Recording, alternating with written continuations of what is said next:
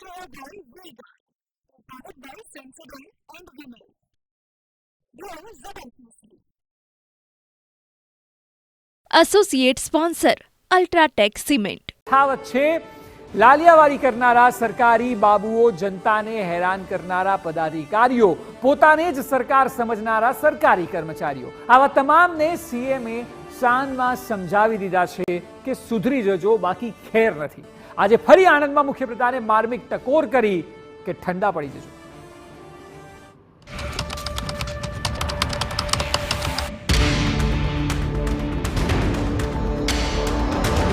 કેટલીઓ ગરમ છે, બધી શાંત થઈ જવી જોઈએ. કેટલીઓ ગરમ છે, બધી શાંત થઈ જવી જોઈએ.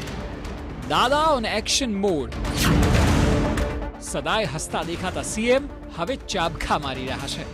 સદાય શાંત અને હળવા રહેતા સીએમ હવે આકરા મૂડમાં છે. અને આક્રમકતા વિપક્ષ સામે નહીં, પરંતુ એ સરકારી અધિકારીઓ સામે છે જેઓ બની બેઠા છે ખુદ જ સરકાર. લોકસભાની ચૂંટણી પત્યા પછીથી જ મુખ્યપ્રધાન ભૂપેન્દ્ર પટેલે તેમના સ્વભાવની મક્કમ બાજુ પણ બતાવવાની શરૂ કરી દીધી છે. કેબિનેટની બેઠકથી લઈને જાહેર કાર્યક્રમ સુધી સીએમએ એક પણ મોકો છોડ્યો નથી. અધિકારીઓને આડકતરો પરંતુ સુધરવાનો સીધો આદેશ કર્યો છે. કેટલીઓ ગરમ છે, બધી શાંત થઈ જવી જોઈએ. 4 સેકન્ડના આ શબ્દો ઘણું બધું કહી જાય છે. ચા કરતા કેટલી ગરમની કહેવત દરેક ગુજરાતી સમજે છે. અને આ ગરમ કીટલીઓથી પીડિત પણ રાજ્યની જનતા છે જ. પરંતુ હવે સીએમ જનતાની આ હેરાનગતિ સાંખી લેવાના મૂડમાં જરા પણ નથી. આણંદની સારસા હાઈસ્કૂલમાં કાર્યક્રમ હતો અને ત્યાં કોઈનું પણ નામ લીધા વિના મુખ્યપ્રધાને આ સૂચક સંદેશ આપી દીધો. કેટલીઓ ગરમ છે, બધી શાંત થઈ જવી જોઈએ. ખોટો રોફ લઈને ફરતા સરકારી બાબુઓને આ ટકોર છે. કેન્દ્રમાં મોદી સરકાર 3.0 કાર્યરત થઈ ગઈ છે. તેની સાથે ગુજરાતમાં પણ ભૂપેન્દ્ર પટેલ ફૂલ એક્શન મોડમાં આવી ગયા હોય તેવું લાગી રહ્યું છે.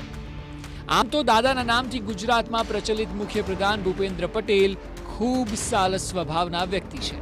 પરંતુ ગુજરાતમાં તંત્રની બેદરકારીને કારણે એક બાદ એક દુર્ઘટનાઓ સર્જાઈ અને તેમાં નિર્દોષ લોકોના જીવ હોમાયા.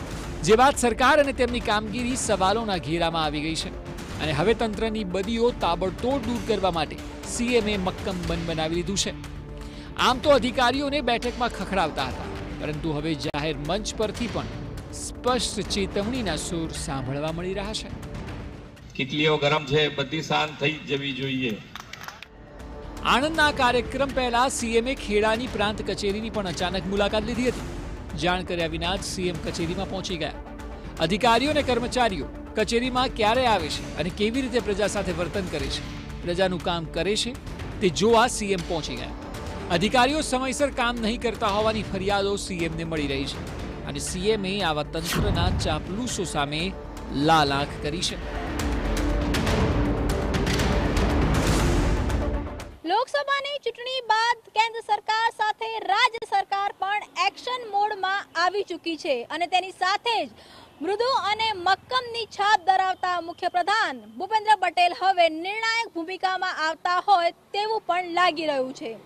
સતત 3 દિવસથી તે જે રીતે ટકોર કરી રહ્યા છે તેમાં એક વાત ખૂબ સ્પષ્ટ આવી રહી છે કે પ્રજાના કામ થવા જોઈએ, પ્રજાને ઓછી અગવડ પડવી જોઈએ અને જે પણ અધિકારીઓ પ્રજાના કામને અટકાવશે તેની સામે એક્શન લેવાશે. જોવાનું એ છે કે જે વલણ અપનાવ્યું છે મુખ્યપ્રધાને તેની સાથે આખરે અધિકારીઓ કેટલી તાલમેલ મિલાવશે અને કેટલા ઝડપથી પ્રજાના કામ થશે. કેમેરામેન દીપક સાથે Kinjal Mishra, TV9 Ahmedabad. Brought to you by Vega, powered by Sensodyne and Vinyl. Grow ZMPC. Associate sponsor UltraTech cement.